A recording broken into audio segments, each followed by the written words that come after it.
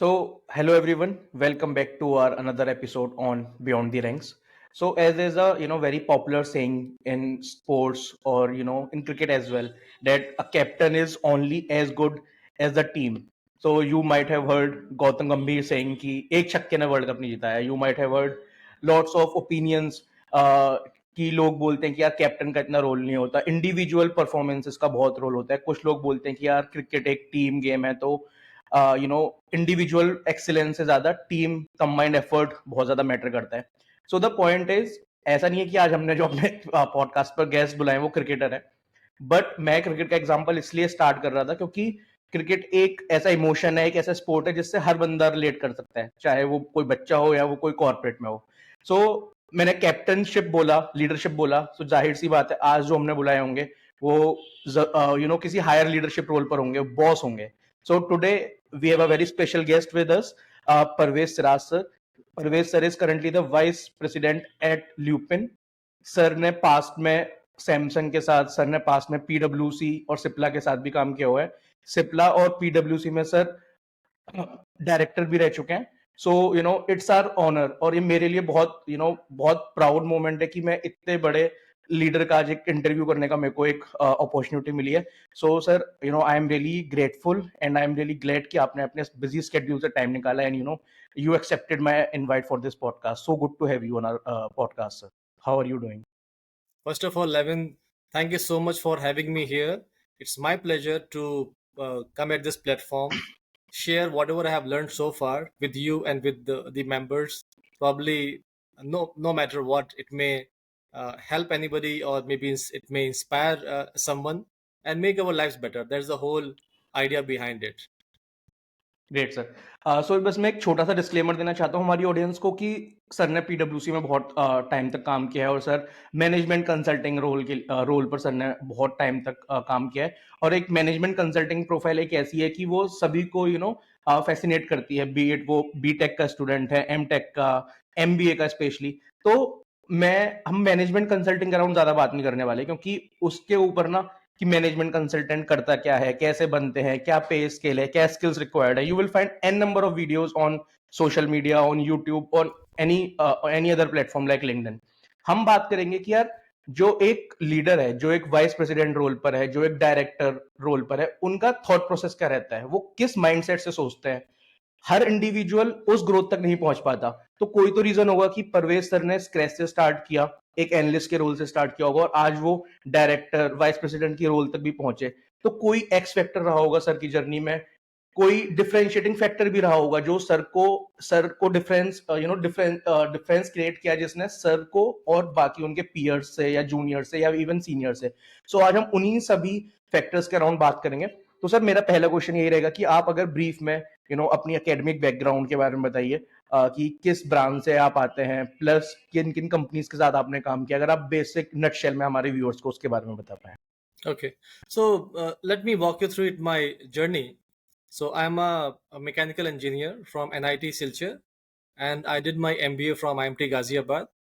I have worked with many companies. You already mentioned a few about them. So I have worked with Motherson Sumi Systems Limited. I've worked with Samsung, with Wipro, with Tech Mahindra, Target Corporation, Cipla, and major time I have spent with PwC. And now currently I'm working with the Lupin Pharma. In terms of my schooling, I did my schooling from Ahmedabad. I have been to many places by virtue of my father's job.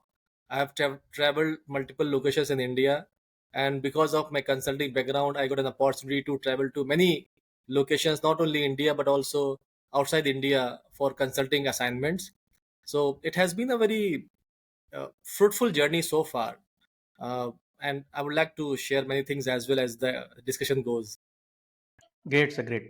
तो sir यहाँ पर मेरे को ये समझना है कि मेरे को ये जानना था आपसे कि क्या क्वालिटीज हैं जो आपने, जब आप इंट्रोस्पेक्ट करते होंगे, तो what is your take on this, कि किन क्वालिटीज की वजह से जिस पोजीशन पर आप हो आज, और पास्ट में आप जिन जिन लीडरशिप रोल्स पर रह चुके हो, क्या वो क्वालिटीज थी, क्या वो पर्सनैलिटी ट्रेड्स थे जो कि एक डिफरेंशिएटिंग फैक्टर बने आपकी जर्नी में.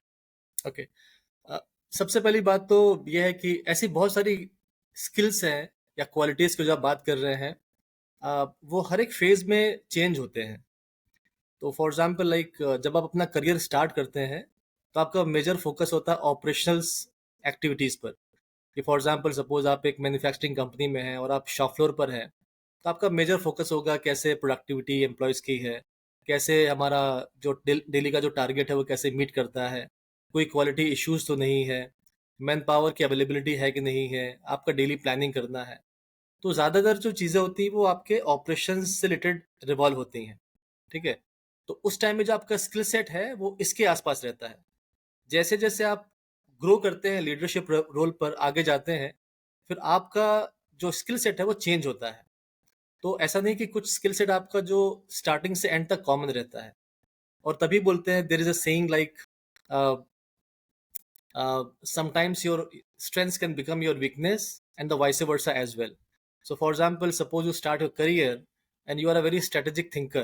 So what will happen in the beginning, you have to think operationally, and the people around you may not be able to think strategically. So that point of time, this skill set will be your weakness. Okay. And as you go up in the ladder at a leadership role, it is all about strategy. So that time it will become your strength. Now, other example I will quote like what is your weakness, how your weakness becomes your strength, how your strength become your weakness.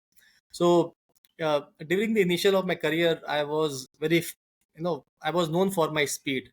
So give me a task, I will complete it. Or I used to think very fast, right? Now, as I grew up in the ladder, what happened like when when you discuss or when you lead any team or so you have to take many people along with you. You can't just think that okay, start it, finish it and move forward, right?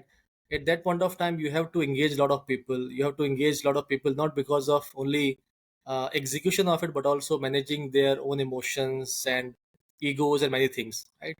So in that time your speed becomes your weakness, right? So what happens like over a period of time you have to introspect what kind of skill set is required. So it will not remain stagnant or same. With time it changes. So it requires a lot of introspection, understanding of right skill sets, and then keep on evolving yourself. That's how it happens. Sir आप जो skill set की बात कर रहे हो यहाँ पर कि तो वो फिगर इंट्रोस्पेक्ट करना एक बहुत अच्छा पॉइंट आपने बताया, लेकिन कई जो यंगस्टर्स हैं या फिर जिनको 3 से 4 साल का एक्सपीरियंस हो गया and they are planning to switch, तो सर वो इसी में स्ट्रगल करते हैं कि यार इंडस्ट्री वो स्किल सेट कैसे फिगर आउट करें कि कौन सी स्किल उनके लिए अच्छी है। ठीक है, इंट्रोस्पेक्शन से कई बार से सारे आंसर्स नहीं आ पाते हैं कि यार whether I am man for this job, whether this is going to be my cup of tea और नॉट। तो उसके बारे में आपकी क्या अप्रोच रहती थी कि अगर आप अपनी लाइफ जर्नी से, जैसे आपने स्ट्रेटेजिक थिंकिंग का एग्जांपल दिया, आपने इंट्रोस्पेक्शन का एग्जांपल दिया, तो उससे अगर आप कोई एग्जांपल लेके रिलेट कर पाए कि यार आपने भी क्योंकि मल्टीपल स्किल सेट एक्वायर किया ओवर द टाइम, तो वो Hmm. आप कैसे फिगर आउट करते करते थे कि यार अच्छा अब मेरे को ना इस वाले स्किल सेट पर जाके ट्रांजिशन करना है, मेरे को ये चीज सीखनी है। इसके बारे में थोड़ा सा रिलेट करके बताइए। Absolutely. I think it's a very good question, Levin. So, for example, like at a leadership role, suppose if I put myself into other shoes and see if I want to be effective, what kind of skill set they will be looking for, right? So, leadership role per majorly there are 3 4 key skills which are at most required, right? Number one, communication. And communication is not just about communicating with others, but also engaging with them and influencing them, right? That is one part. The other side of the communication which is more difficult is the internal communication. So for example, you have a strategy in your head. Now how do you translate that strategy into, you can say, verbiage, or in terms of any design or so, and that makes so simple that others can also understand. So the first communication starts within ourselves, and once I'm able to properly articulate my strategy, then I will ensure that it goes to the other person in the same manner. They also understand it. So this is how the seamless communication takes place, right? So that is one part. The other part is the interpersonal skills. Although technology is very advanced, but we are not reached in a space in a space where everything is done by its own, right? Maybe after 50 years, 100 years, or 200 years we'll be able to see that piece. But as of now we are dealing with people. So efficiency and productivity comes in when we ensure that we are dealing with the right set of people, ensuring they are always motivated, we have right empathy with them, right? And they should feel to the best of their capacity when they are working around in the company.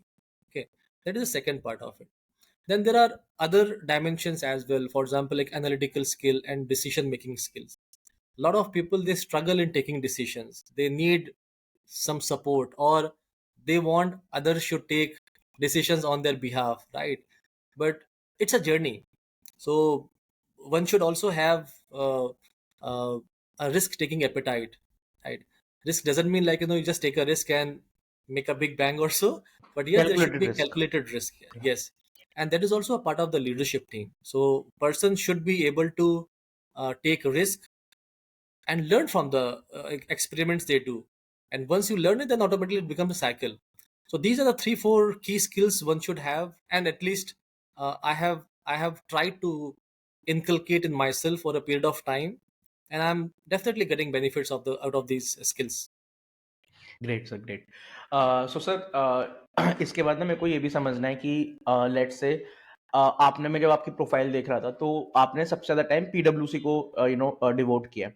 तो उसके साथ-साथ आपने बहुत सारी MNCs के साथ भी काम किया है। तो मेरे को ये समझना है कि पूरा अगर आपका टेन्योर देखा जाए 18 या 20 साल का, तो सिर्फ़ पीडब्ल्यूसी के साथ स्टिक रहने का क्या रीज़न था? आपने इतने साल उनको डिवोट किए, क्या वो कल्चर था या फिर आपको उस प्रोफाइल से प्यार था? जैसे मैं पढ़ रहा था लिंक्डइन पर कि आपको management consulting it was your first love, कुछ ऐसे करके I was reading one post कि कॉलेज डेज से ही आपको फैसिनेशन था उसके लिए। सो उसके बारे में थोड़ा सा बताइए कि इतने साल तक उनके साथ रहने का क्या रीजन रहा? ओके, आपने उसको ऑलरेडी टच कर दिया है। So consulting, management consulting was my passion. I wanted to be a management consultant, right? After completing my graduation and masters also. So that was in me. तो मुझे हमेशा लगता था कि मैं कब किसी कंपनी में काम करूंगा जहां मैं उस रोल पर हूँ, क्योंकि मुझे ना वो बड़ा फैसिनेट करता था, वो सूटेड में, well attired, and then sophistication, right? And meeting with CXOs and leadership team, उनका एक अलग ऑरा होता है। तो मुझे वो बहुत फैसिनेट और बहुत अट्रैक्ट करता था। और आई एम श्योर जितने भी प्रोफेशनल्स हैं जो कॉलेज में हैं या कॉलेज की जर्नी अपनी स्टार्ट करते हैं, उनको हमेशा रहता है कि management consulting something that should that always remains their top of their their list की, it's a career we should follow. ठीक है। So I was lucky enough to join PwC in 2010, and the key, I'll not say like there is any one key reason why I was like working for many years or so. But the things which I really like in PwC was, number one, I had a wonderful learning. So every engagement is unique in nature. So for example, like suppose you go to a client who is into automotive industry and they have some struggles in profitability or bottom line, right? So you work with them for 6 months, 9 months, and then you turn around a company, you make them profitable. Or if you work for any specific assignment, so for example, they are struggling with some logistics issue or manpower productivity issue or quality issue, right?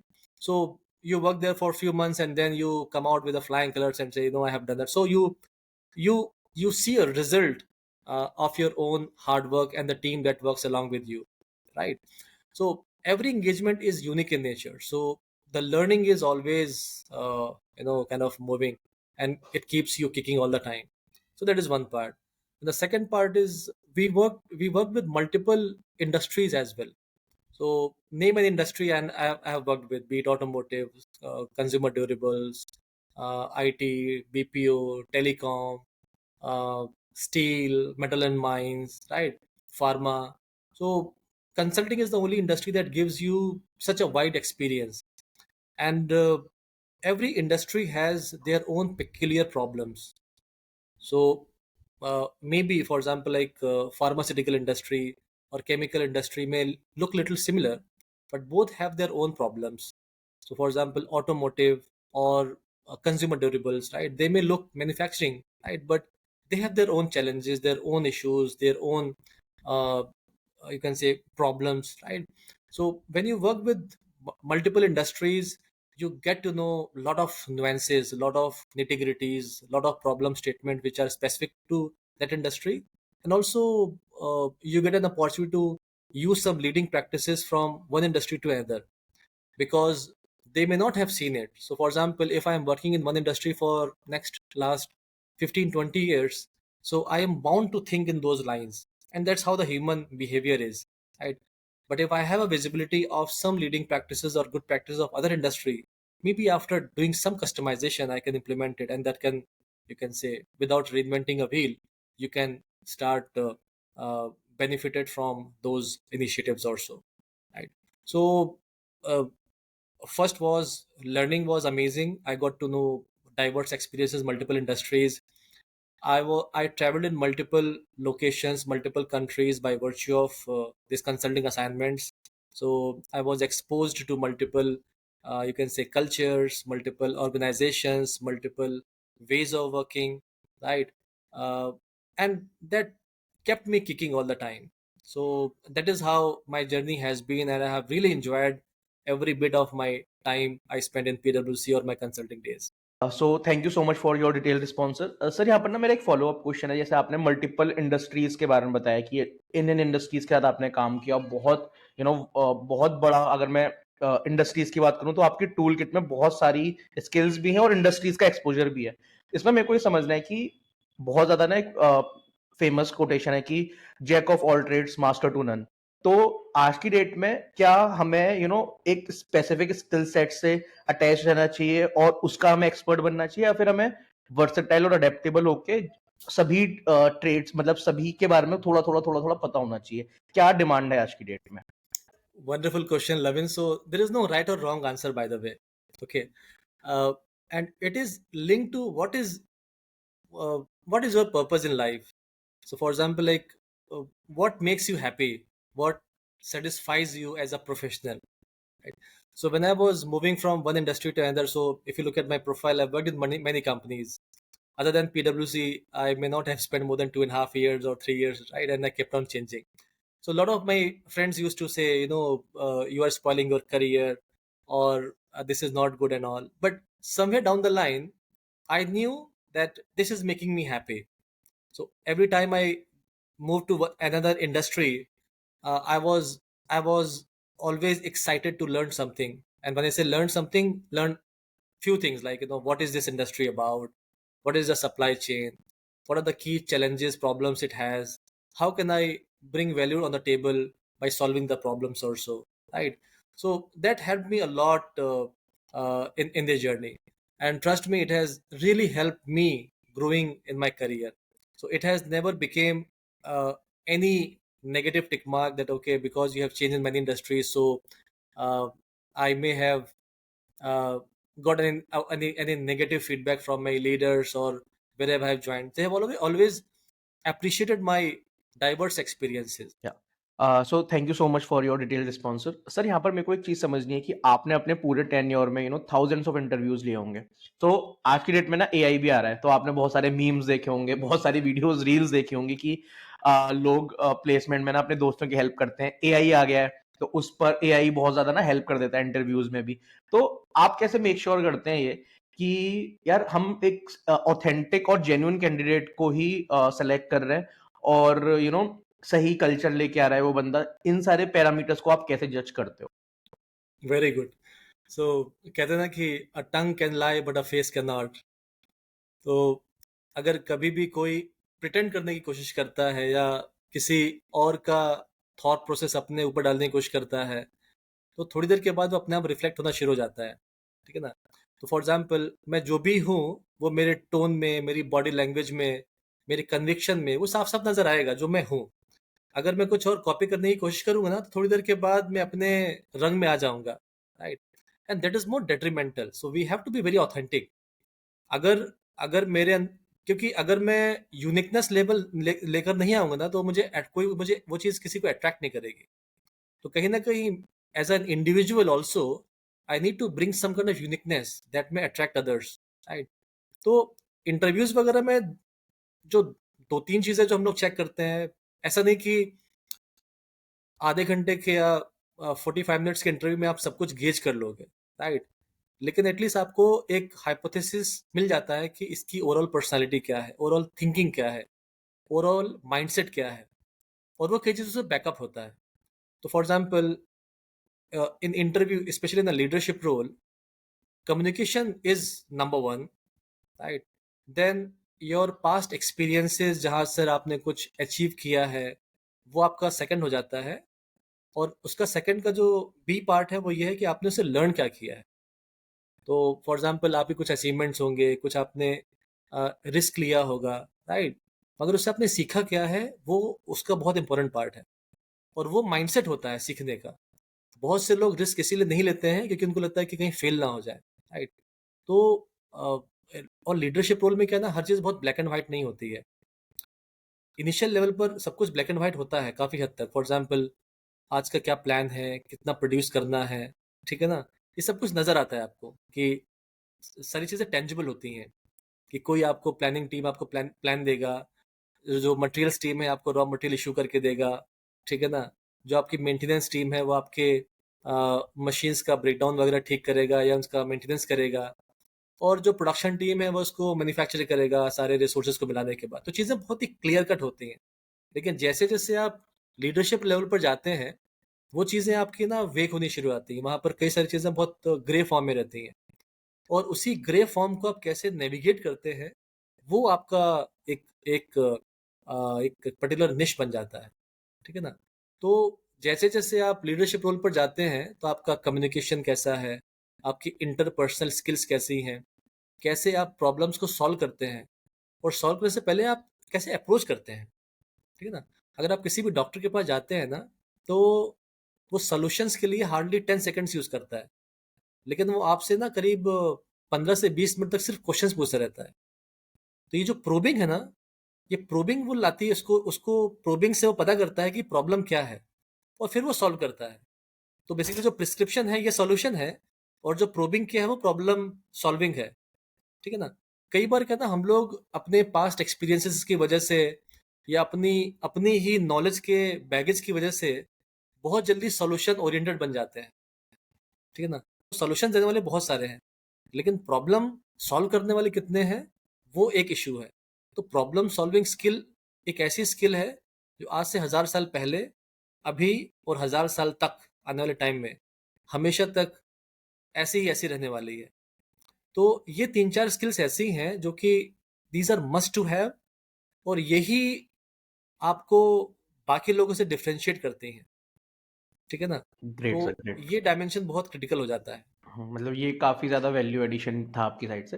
Sir यहाँ पर ना मेरे को एक चीज़ समझनी है, let's say कि क्योंकि आपने बहुत हायर मैनेजमेंट रोल्स पर भी काम किया हुआ है। सो जैसे जैसे आपके जो जूनियर्स रहे होंगे, मैनेजर्स रहे होंगे, ग्रुप मैनेजर्स रहे होंगे, ठीक है, एवीपीज रहे होंगे, तो सर जब हम हायर लेडर पर चढ़ते हैं, हायरार्की ऊपर होती है हमारी, तो सर ये ना बहुत ज़्यादा डिफिकल्ट भी हो जाता है क्योंकि ईगो क्लैशेस आते हैं, ठीक है, मैनेजमेंट में भी थोड़े बहुत कॉन्फ्लिक्ट ऑफ ओपिनियन हो जाते हैं, अलग अलग ओपिनियन लेके आते हैं। तो ईगो क्लैशेस हो गया, डिफरेंसेस ऑफ ओपिनियन हो गया। इस सिचुएशन में आप कंपनी को आगे रख के कंपनी के बेटरमेंट के बारे में कैसे सोचते हैं, और वो जो कॉन्फ्लिक्ट आया है वो उसको कैसे रिजॉल्व करते हैं? क्या माइंडसेट रहता है सर आपका उस टाइम पर? हम्म। जैसे अभी बात करते हैं ना कि कम्युनिकेशन एक ऐसा टूल है जो बहुत ही अंडररेटेड है और बहुत ही पावरफुल टूल है, ठीक है? और हम लोग कम्युनिकेशन को ही प्रॉपर तरीके से यूज नहीं कर पाते हैं। और जो मैंने पहले बोला था कि it's not about external communication, more of an internal communication. पहले हम अपने आप को समझते कितना है या कितना जानते हैं, या सामने वाले को कितना जानने की कोशिश करते हैं। तो लीडरशिप रोल पर क्या होता है कि इन चीज़ों को मैनेज करना बहुत इंपॉर्टेंट है। ईगोज क्यों आती हैं? जहाँ पर आपके डिफरेंस ऑफ ओपिनियंस होते हैं, और डिफरेंस ऑफ ओपिनियंस हमेशा होंगे, क्योंकि हर एक लीडर एक यूनिकनेस लेवल लेकर आता है। और तभी शायद एक कंपनी अच्छी बनती है, ग्रो करती है, क्योंकि वहां पर डिफरेंट डिफरेंट स्किल सेट्स के लोग आते हैं, ठीक है ना? तो ये एक ब्यूटी है। तो कभी किसी को ये नहीं सोचना चाहिए कि उसका डिफरेंस ऑफ ओपिनियन है तो वो सही नहीं है। It's a good thing to have, right? लेकिन आप उसमें कैसे नेविगेट करते हैं वो इंपॉर्टेंट है। तो उसके लिए कम्युनिकेशन इंपॉर्टेंट है, ट्रांसपेरेंसी इंपॉर्टेंट है। आपको शुरुआत करनी पड़ेगी। कई बार क्या होता है कि हम वेट करते हैं कि सामने वाला हमारे साथ में ट्रांसपेरेंट रहे, सामने वाला हमसे सब कुछ चीज़ें शेयर करे, सब कुछ बताए, या हम या वो बेसिकली जो जो नोबल, जो कहते हैं ना कि आपके आपके जो नोबल एक्टिविटीज़ हैं, आप सामने वाले से एक्सपेक्ट करते हैं। But sometimes you have to start, और एक बार जब आप करना शुरू करते हैं तो शायद वो कई बार टोन सेट कर देती है। फिर धीरे धीरे धीरे धीरे आपको एक दूसरे से ट्रस्ट बिल्ड करते हैं, और एक बार जब ट्रस्ट बिल्ड हो जाता है उसके बाद you don't have to look back. तो अ, उन चीज़ों पे नेविगेट करने के लिए communication plays a very big role, right. Number two, transparency आपको रखनी पड़ेगी। दूसरों का पॉइंट ऑफ व्यू अंडरस्टैंड करना पड़ेगा। और दूसरा जो इम्पोर्टेंट है, think first the larger picture.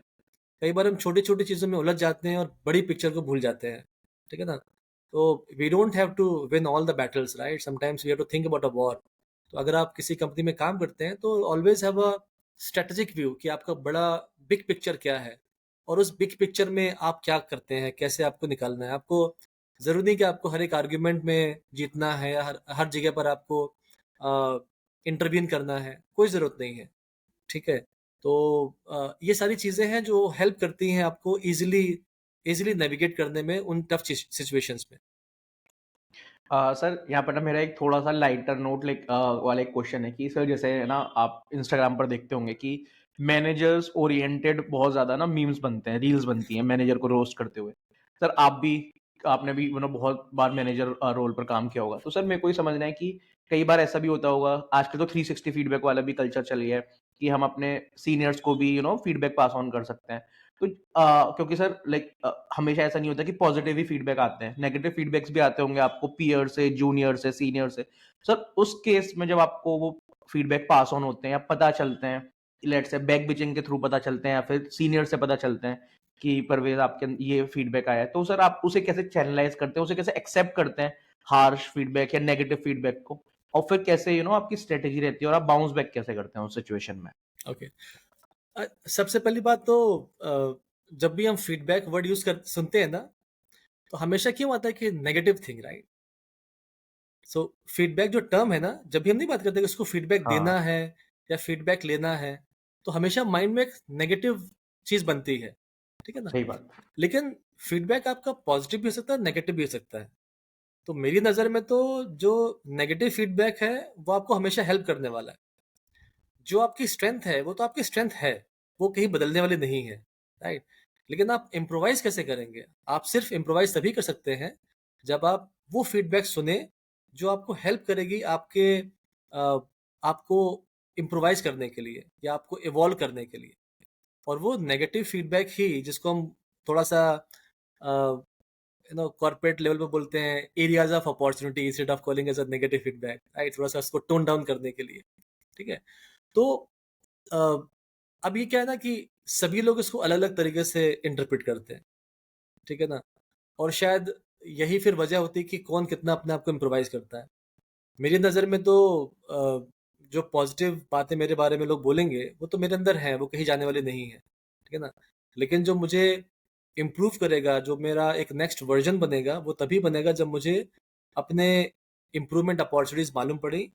और सिर्फ मालूम पड़ने से काम नहीं होता है, ठीक है ना, मुझे इस पे वर्क भी करना पड़ेगा।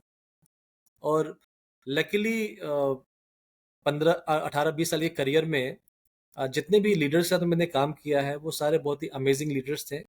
आई always look up to them.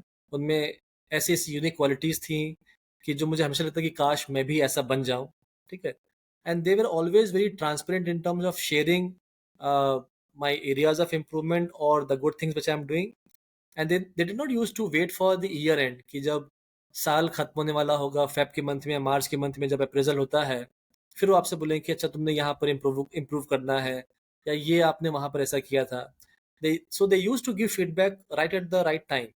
तो फॉर एग्जाम्पल अगर कोई एंगेजमेंट हमारा किसी, जैसे कंसल्टिंग की बात करते हैं, अगर हमने कोई एंगेजमेंट कंप्लीट किया है, जैसे एंगेजमेंट कंप्लीट होता था they use to give us a proper feedback कि इसमें ये चीज़ें हमने अच्छी की, इसको हम और अच्छा कर सकते थे, इन चीज़ों को दोबारा नहीं करना है, राइट। तो ये करते करते, सो इट्स अ प्रोसेस, ये एक बार में नहीं होता है, इट्स अ कंटिन्यूअस प्रोसेस। और कहते हैं ना कि the things that you do multiple times becomes your habit. और वही माइंडसेट है। माइंडसेट क्या है? जो हम हैबिट्स की, माइंडसेट के बारे में जो बात करते हैं, ये सब कुछ नहीं है, these are all interrelated. What you do day in day out becomes your habit. जो आप हैबिट्स को बार बार पोर्ट्रे करते हो, that comes into your communication. जो बार बार आप कम्युनिकेट करते हो वो आपके ब्रेन में जाता है और वही आपका माइंडसेट बन जाता है। ठीक है ना? तो ये चीज़ें कोई आइसोलेशन में नहीं है, they are all the part of the same jigsaw puzzle, right? But जब तक आप एक्सेप्ट नहीं करेंगे या जब तक आप इसको इंट्रोस्पेक्ट नहीं करें कि यहाँ पर मुझे इम्प्रूव करना है या ये करने से मुझे क्या फ़ायदा होने वाला है, ओके? तब तक तो कुछ होने वाला नहीं है। अदरवाइज़ आप फीडबैक लेंगे, सुन लेंगे और इसी डिल्यूज़न में रहेंगे, नहीं, नहीं, नहीं, शायद सामने वाले का इंटरप्रिटेशन रॉन्ग था या सामने वाले ने मुझे समझा नहीं या मैं तो ऐसा नहीं हूँ। So this will not serve any purpose और help any individual also. Like I am in complete agreement with your thought processor. And जितने भी हमारे व्यूअर्स देख रहे होंगे वो जब हम ज़्यादा सीनियर, जैसे आपने बताया कि आप अपने मैनेजर्स को देखते देखिए यार मेरे को ऐसा बनना है, तो जितने भी हमारे व्यूअर्स होंगे वो जब हमारे पॉडकास्ट देखेंगे तो वो समझेंगे कि यार सारा गेम माइंडसेट का है। ठीक है, कि हम उसे कैसे, उस बिहेवियर को, उस थॉट प्रोसेस को कैसे अपने अंदर इम्बाइब कर सकते हैं, इनकलकेट कर सकते हैं, और ओवर द टाइम फिर हम एक पॉजिटिव चेंज ला सकते हैं अपने लिए। और ये भी बहुत अच्छी बात बताई सर आपने कि यार पॉजिटिव स्ट्रेंथ तो मेरी स्ट्रेंथ ही है ना। अगर कुछ और स्किल सेट अपनी टूल किट में डालना है तो उसके लिए you have to accept the you know let's say negative feedback, अगर हम उन्हीं की लैंग्वेज में बात करें तो। सर मूविंग ऑन, मेरे को यहाँ पर एक और चीज जाननी थी, like as a director at पीडब्ल्यूसी सर, आप बहुत ज्यादा business related, consulting related challenges में थे, और your role was to provide strategic solution या फिर प्रॉब्लम सॉल्विंग, जैसे आपने अपने पूरे पॉडकास्ट में बताया। तो उसमें जितनी भी आपने इंडस्ट्रीज के साथ काम किया, तो वो चीज मेरे को समझनी है कि क्या जो आपकी स्ट्रेटेजी रहती थी, जो आप डिसीजन मेकिंग या प्रॉब्लम सॉल्विंग थी, वो कैसे एक डिफरेंशिएटिंग फैक्टर बना, और जो बिजनेसेस जिनको आप कंसल्टिंग दे रहे थे या प्रोवाइड कर रहे थे, उनके डिसीजन मेकिंग में आप डिसीजन मेकिंग उनकी कैसे इनहांस हुई सर? ओके, तो अगेन ये भी एक एक प्रोसेस है, ये भी एक जर्नी है जो हम धीरे-धीरे इसको अंडरस्टैंड करते हैं, ठीक है ना? तो जब पीडब्ल्यूसी में मैंने जॉइन किया, I joined as a principal consultant और एट अ मैनेजर लेवल, अगर उसको बाकी इंडस्ट्री के पार्लांस से बात करें। And then I grew up to director level. तो अलग-अलग रोल्स पर आपके जो आपकी आपके जो केपीआई जो केआरएस है वो डिफरेंट होते हैं, ठीक है ना? तो डायरेक्टर लेवल पर आपके 2 की डिलिवरेबल्स होते हैं। एक तो नंबर 1 आपको बिज़नेस डेवलपमेंट करना है, so you have to reach out to the clients, right? And get business and also help the team executing those engagements and all, ठीक है? तो इम्पोर्टेंट इसमें ये रहता है कि अ, आपको अपने आपको अपना सॉल्यूशन सेल नहीं करना है, बल्कि आपको अंडरस्टैंड करना है कि क्लाइंट की प्रॉब्लम क्या है। और कई बार कई बार क्या मेरे पास बहुत सारे डेटा पॉइंट्स हैं, क्लाइंट्स को भी कभी-कभी नहीं पता होता है कि प्रॉब्लम्स एक्चुअल में क्या है। और इसी को मैं एनालॉजी दूँगा कि एक पेशेंट है और वो डॉक्टर के पास जाता है। देखा जाए तो पेशेंट को सब कुछ मालूम होना चाहिए, ठीक है ना? कि मुझे कब से बुखार था या कब से मुझे क्या प्रॉब्लम्स हो रही थी। उसको बोलना चाहिए कि हाँ, मुझे अभी फॉर एग्ज़ाम्पल अगर सपोज़ मुझे फ्लू है, ठीक है ना? तो उसके सिम्पटम्स सारे होने चाहिए मुझे, पता होने चाहिए कि पहले मुझे बॉडी में वीकनेस हुआ, फिर मुझे स्नीज़िंग स्टार्ट हुई, उसके बाद हेडेक स्टार्ट हुआ। तो ये 3-4 सिम्पटम्स हैं, ये टिपिकल वायरल फीवर के हैं। तो मैं डायरेक्टली जाना चाहता, मुझे वहाँ पर मेडिकल स्टोर में और मुझे मेडिसिन लेनी चाहिए थी। लेकिन मैं डॉक्टर के पास क्यों जाता हूँ? क्योंकि मुझे नहीं पता होता कि एग्ज़ैक्टली क्या प्रॉब्लम है, ठीक है ना? सेम चीज़ कंसल्टिंग में भी रहती है। तो कई बार हमें क्लाइंट को भी एजुकेट करना पड़ता है कि आप जो सोच रहे हो प्रॉब्लम है, एक्चुअली में ये प्रॉब्लम नहीं है, सिम्पटम है। प्रॉब्लम कुछ और है। फॉर एग्ज़ाम्पल सपोज़ अभी किसी क्लाइंट के पास जाते हैं और क्लाइंट के यहाँ पर सपोज़ आर्टिशियल लेवल बहुत ज़्यादा है, ठीक है? और क्लाइंट सोचता है कि बिकॉज़ हमारा जो compensation you know as per industry benchmark जो हमारा कॉम्पेंसेशन है, वो करेक्ट नहीं है, ठीक है ना?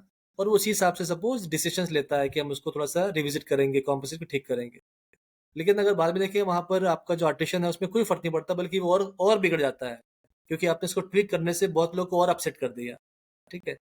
But the root cause could be something else. Root cause could be because the culture of the company is not good. It is not giving, uh, you know, uh, giving employees right platform to be the best of their capability, right?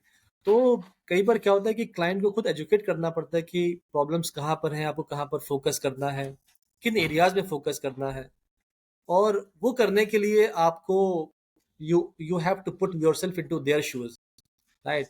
So if I go there and say, no, I can solve this problem, I can do this, so I have these solutions.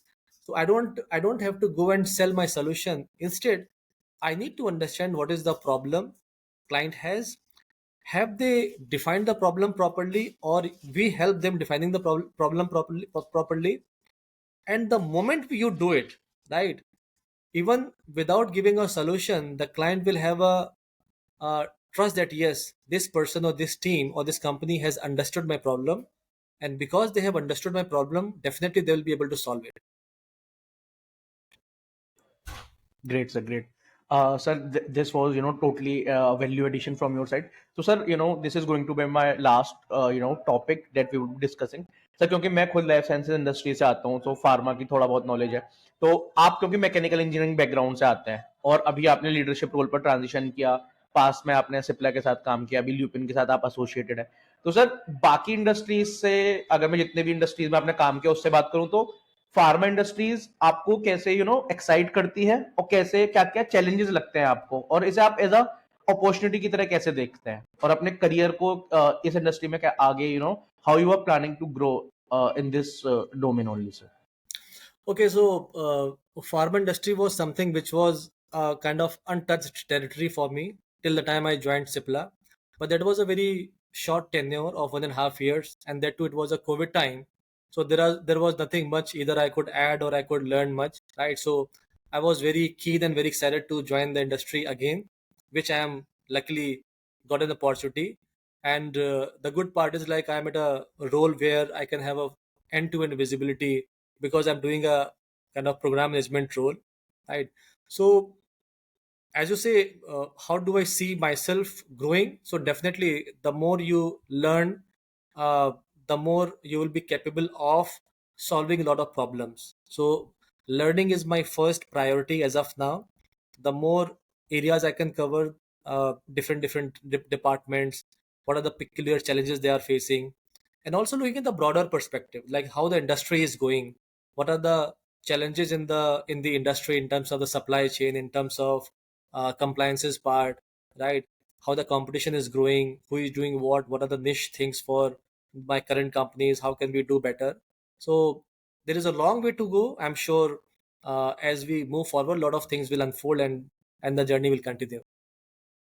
Thank you so much, thank you so much sir for sharing your thoughts with us, sir. Sir, यहाँ पर ना जानने से बस मैं अब conclude करता हूँ इस पॉडकास्ट को। तो जानने से पहले बस मैं यही बताना चाहता हूँ अपने व्यूअर्स को कि जो मेरी लर्निंग थी सर से बात करके, तो पूरे पॉडकास्ट में मेरे को ये समझ में आया कि लाइक अगर आप किसी जूनियर से बात करेंगे ना, सो वो बहुत ज्यादा ओवर एक्साइटेड मिलेगा या बहुत ज्यादा टेंस्ड मिलेगा, रेंट करता हुआ मिलेगा, या फिर बहुत ज्यादा ओवर मोटिवेटेड मिलेगा, ठीक है। लेकिन सर से बात करके लगा कि बहुत ज्यादा ना सर की लाइफ में वो ठहराव भी है, प्लस सर हर चीज को लाइक चैलेंजेस भी आ रहे हैं, तो उसे वो कैसे बहुत ज्यादा अगर चैलेंजेस भी आ रहे हैं उनकी तरफ, तो बहुत ज्यादा वो रेंट नहीं कर रहे हैं, क्रिप नहीं कर रहे हैं कि यार कैसे होगा। लाइक बहुत ज्यादा ठंडे दिमाग से, बहुत ज्यादा काम ऑन कंपोज्ड कैरेक्टर के साथ वो उस चीज को, पॉजिटिव्स को भी हैंडल कर रहे हैं, नेगेटिव्स को भी एक्सेप्ट कर रहे हैं, और वो जो जील है लाइक 20 साल के एक्सपीरियंस के बाद कि यार हाँ, मेरे को अभी भी कुछ नई चीज करनी है, I have to learn, I have to unlearn, keep on growing. तो वो जो हंगर है, लाइक हम जितने भी यंगस्टर्स हैं जो छोट 4-5 साल के एक्सपीरियंस में ना सेटल डाउन हो जाते हैं और कंफर्ट जोन में आ जाते हैं, लाइक मैं कोई मोटिवेशन नहीं दे रहा कि go out of your comfort zone, वो जो बहुत सारे आपको यूट्यूब पे मिल जाएंगे, लेकिन प्रैक्टिकल एग्जांपल से हम देख सकते हैं सर की जर्नी से कि यार इतना सारा वास्ट स्किल सेट होने के बाद भी अगर वो इस एक्सपीरियंस पर, इस एज पर भी ही इज टेकिंग पेन कि यार हम कंफर्ट जोन से बाहर आना और हमेशा एक्टिवली अपने आप को ग्रो करवाने के लिए सोचना, तो ये हम सर की जर्नी से समझ सकते हो। बहुत कुछ है सर की जर्नी से सीखने के लिए। और if you have any follow up questions, मैं सर का लिंक्डइन लगा दूंगा डिस्क्रिप्शन में, you can directly reach out to him. और सर लिंक्डइन पर भी काफी इंफॉर्मेटिव कंटेंट शेयर करते हैं स्टोरी टेलिंग के अराउंड, और how to be vocal in corporate, उसके अराउंड भी सर शेयर करते हैं। तो काफी कुछ है सर से सीखने के लिए। तो सर जाने से पहले अगर if you could share any words of wisdom to our audience? I think जो सबसे अब मे बी लास्ट में अगर मैं कुछ शेयर करना चाहूँगा या कुछ बोलना चाहूँगा, तो ये है कि डिफ़िकल्टीज ऐसी कोई चीज़ नहीं होती है इम्पॉसिबल ऐसी कोई चीज़ नहीं होती है। जैसे अगर आप एग्ज़ाम्पल दें पज़ल का, जब भी कोई हमसे कोई बहुत ही डिफ़िकल्ट पज़ल पूछता है तो हमको लगता है कि ओह! ये तो हमसे सॉल्व नहीं होगी। लेकिन जब उसका वो सॉल्यूशन बताता है हमको लगता है ओह! ये तो बहुत सिंपल थी। तो सेम अप्रोच हर चीज़ में एप्लीकेबल है। जब तक हमको नहीं पता है उसका की क्या है या सॉल्यूशन क्या है, तब तक वो चीज़ इम्पॉसिबल लगती है, डिफ़िकल्ट लगती है। और जहाँ से आपको वो की मालूम पड़ गई या उसका जो आंसर है वो मिल गया, फिर लगता है तो ये बहुत सिंपल चीज़ थी। तो उसी तरीके से लाइफ़ में आपको अगर आपको कुछ बड़ा एम लेना है, अगर बड़ा गोल सेट करना है, जस्ट गो अहेड। आपको डरने की या सोचने की कि ओह! ये डिफ़िकल्ट है या कैसे होगा, मुझसे नहीं हो पाएगा, ऐसा कुछ भी नहीं है। आप जितना बड़ा एम लेकर चलेंगे, आपको जो चाहे आप वो अचीव कर सकते हैं। वो there is a saying that whatever a mind can conceive it can achieve, right? और I mean for last 4 5 years I've been kind of living this, you can say, uh, living this dream, or you can say dream in terms of the reality ki there is nothing which is impossible, there is nothing which is difficult. It's just our mindset, right? And if you can set up, you can, I mean, just go ahead. सो जैसे एक छोटा सा 2 line का शेर है कि सिकंदर बनने की चाहत है तो कुछ करना भी होगा, जन्नत में जाने के लिए मरना भी होगा। तो अगर आपको कुछ करना है, तो उसके लिए आपको पेन तो लेना पड़ेगा। अपने आप कोई चीज़ नहीं आती है, और अगर आप पेन लेने के लिए रेडी हैं और आपके अंदर वो जुनून है जो आपको सोने नहीं देता है, जगाता है, then nothing is impossible. Just get up and just go ahead. No, कुछ आपको आगे पीछे सोचने की ज़रूरत नहीं है कि लोग क्या बोलते हैं। लोगों का काम है कहना, वो करते रहेंगे। आपकी आपका ड्रीम है, आपकी ज़िंदगी है, आपका निश है, और आप एक यूनिक इंसान हैं, ठीक है ना? अगर इन 2-3 चीज़ों को हम रियलाइज़ कर लें ना, तो there is a lot we can cover in our life. Thank you so much sir, thank you so much. Like काफ़ी अच्छा लगा आपसे बात करके, और पूरे ओवरऑल पॉडकास्ट में मतलब मेरे को पर्सनली बहुत ज़्यादा मज़ा आया बात करके, और ये मेरे लिए बहुत बहुत I am really grateful to God, और मेरे लिए बहुत प्राउड मोमेंट है कि इतने बड़े सीनियर से मेरे को बात करने का मौका मिला, और डायरेक्टली हमने स्टेज शेयर किया। So thank you so much sir. It was an honour to have you on our podcast sir. Thank you so much, Levin, for calling me here, and wish you all the best on your future endeavor. Thank you so much. Take care. Thank you so much Bye. Sir. Bye bye sir.